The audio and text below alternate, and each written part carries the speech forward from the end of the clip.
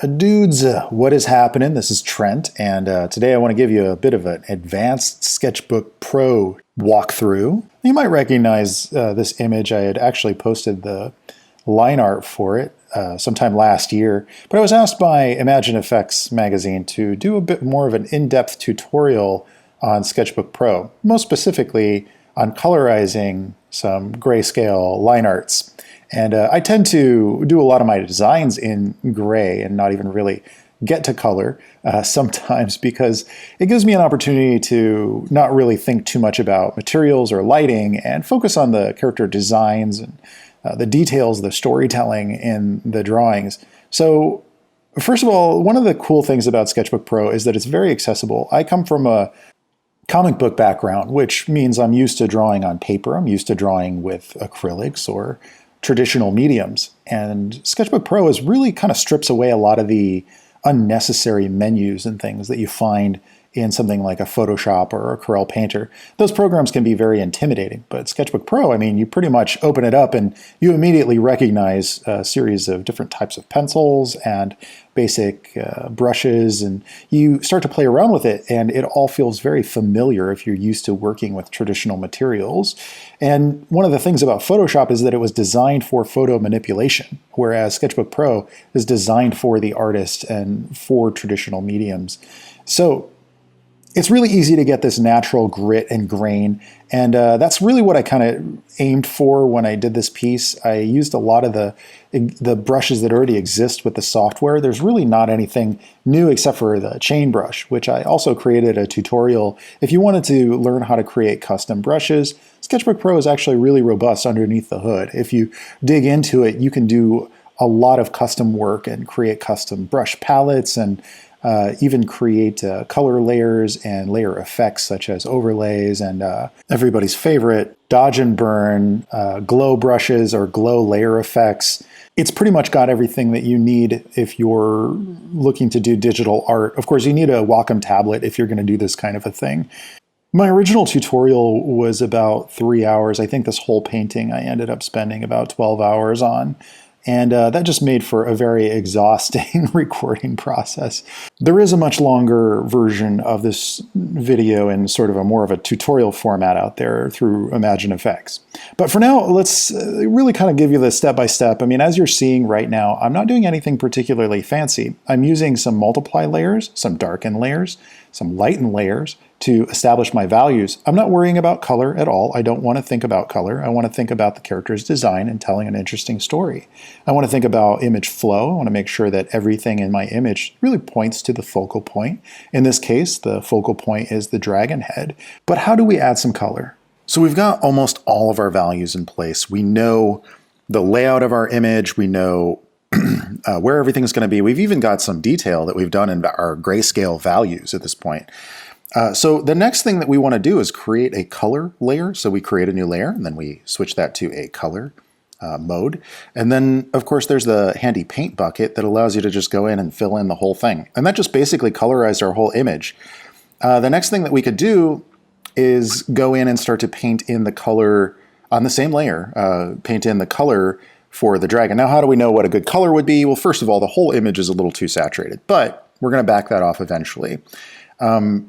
This is sort of what we call the flats. This stage would be generally referred to as flat colors. And what that is because we've already added a lot of the values to our image. We painted the whole thing in grayscale for the most part.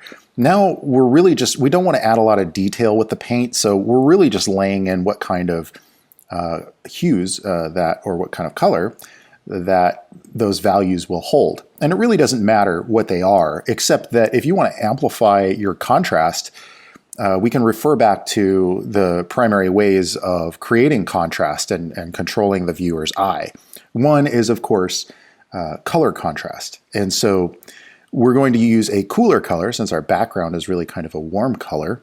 We want to choose a cooler color so that we can, for the dragon and for Mao, so that we can pop him right out of there. We'll get a very strong presence and pop out from that background if we use a cooler color for the foreground elements. It's good practice to separate your objects onto their own colorized layer.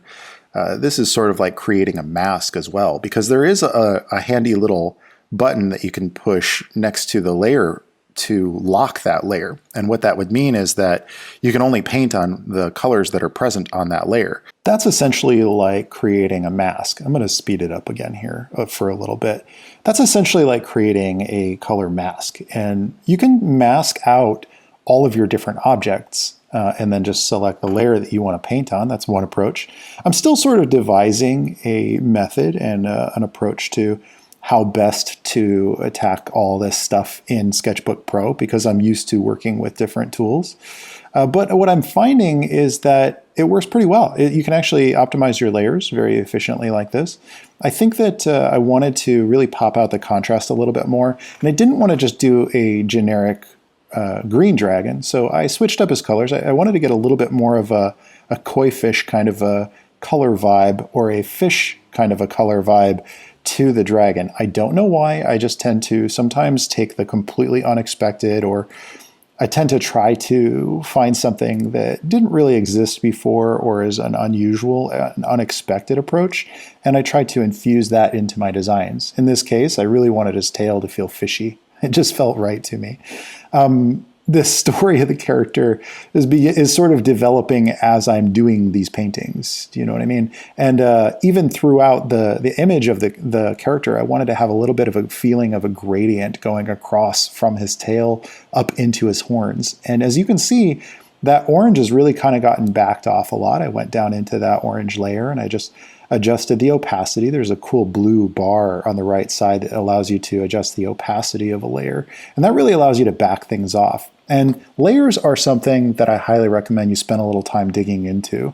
As you can see, I went back on one of my decisions, and I just went for this really blown out saturated look. And it felt right at the time, but sometimes when you're working on something for about 10 hours, you can really get lost in it. And you start to second guess some of your decisions. And in fact, you stopped second guessing some of your other decisions. And so I actually felt like this was a good call. I felt like, oh, I'll just really pop out the blues with this orange and then get these purple sort of shadow colors. And it was working, and I think it would have been fine. But the problem was that there was nowhere for the viewer's eye to rest at all. And ultimately, I ended up making the change to have a much more blue kind of a background, or a desaturated background, so that you'll really see the glow around his head and around his horns as they're sort of glowing. But in this stage, we're basically in the stage of detailing in color and detailing in paint. And I tend to like a lot of control. I tend to not necessarily want to smudge too much. So I was using pretty much the same standard out of the box pencil that you can find.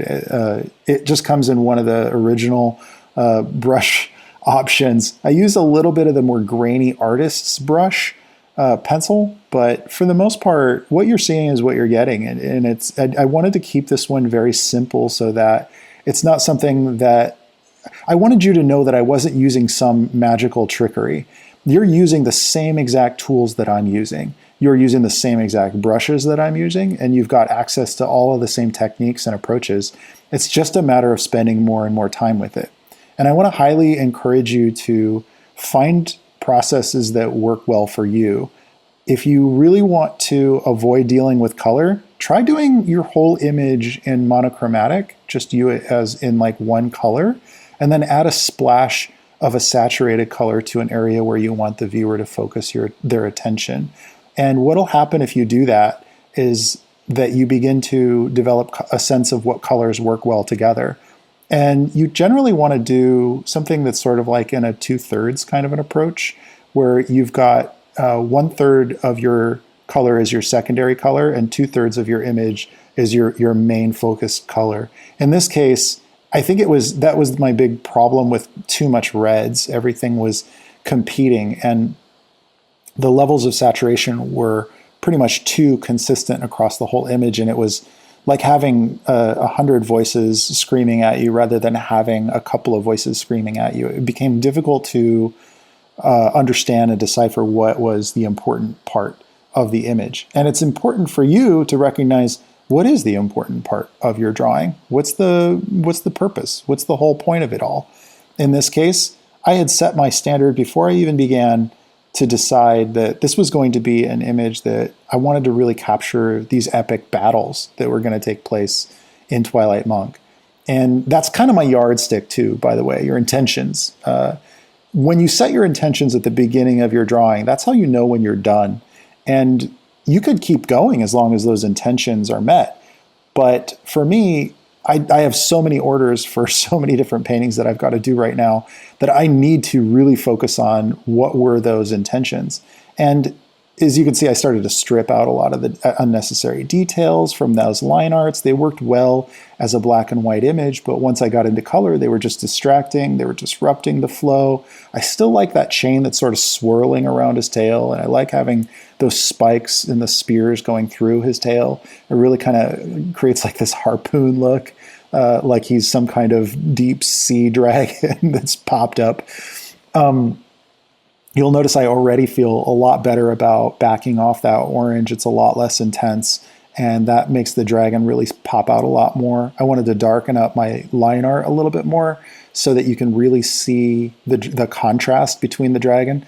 There are multiple ways that you can create contrast. The most effective I found are values, so light to dark. If something's really high contrast, if you have a strong dark next to a strong light color, you're going to get a lot of contrast out of that. The viewer's eye will gravitate towards it. You'll notice that all the shadow lights, the secondary lights and the shadows are actually pretty soft. And the other thing is color contrast. And I lost a little bit of that color contrast, but because of the saturation contrast, it didn't matter. That's what saved me. And you'll notice how all of the color saturation is in the focal point. So you'll see it in the tail, and you'll see it in the eyes and the face. And that blue really pops out. And then all the purples are very soft throughout the whole image. And that really allows us to focus our attention on the swoosh and the flow and the color contrast of the whole dragon's body, going from his tail, wrapping up into all of those spikes and shells and scales across his body, into his fingers that are pointing directly down and right back into his chest area, which again creates another arrow that leads all to his face, which then leads to Mao. And when you're looking at this image, my hope is that we get a feeling that there is no way that this little monk who's about to drop kick this massive fish dragon is going to possibly survive this. That was the whole goal of this painting. And the more I dug into it, the more I just kind of got lost in maybe, oh man, maybe he's got like these mystical, like glowing claws that he just look like they could just rip something to shreds. Every single part of this dragon looks dangerous, except for that flowing, smooth, whimsical fishtail, man. A couple of key takeaways from this painting. I had started out with a colorized layer, and it worked out pretty well. I think it was very valuable to create the masks for different parts of the dragon's body and for different elements in the painting. I think that in hindsight, I would probably start with a little bit more of a completely cool background and then add in a little bit of warmth into my focal points. I would probably maybe jump into color before I rendered out so much of the line work. So much detail gets lost in this, and if I make a poster print of it or something like that, I mean, it's the kind of a piece that you could look at for, you know, hours. Well, that's an exaggeration. It also sounds super cocky, but no, there's a lot of detail. There is a lot of detail where there is detail in this piece, and the scales and things like that. There's little subtle things that are hidden in there as well. And I got carried away with that. I don't mind that so much, except that I struggled through this. The biggest challenge was that I was so convinced that it should be this warm kind of a setting, a really hot setting, because that would make the viewer uncomfortable. But I didn't realize that the saturation contrast and the sharp shape language would be enough to create a discomfort for the audience, for the viewer. That was enough to really sell the idea. And in fact, this is one of my favorite paintings right now. And it's weird to me that I was able to sort of recover it. And I'm so grateful for ImagineFX asking me to revisit this piece and hopefully I've been able to shed a little bit of light on my process and how I'm adapting to using some of these new tools and what's awesome about these new tools and some of the neat things that I've been discovering about it. I really hope that this is helpful for you in your artistic journey, your adventure into SketchBook Pro. So there we have it. That is, his name is Grislock. I don't think I mentioned that, but his name is Grislock, and he was a chained dragon in the universe of The Legend of Twilight Monk.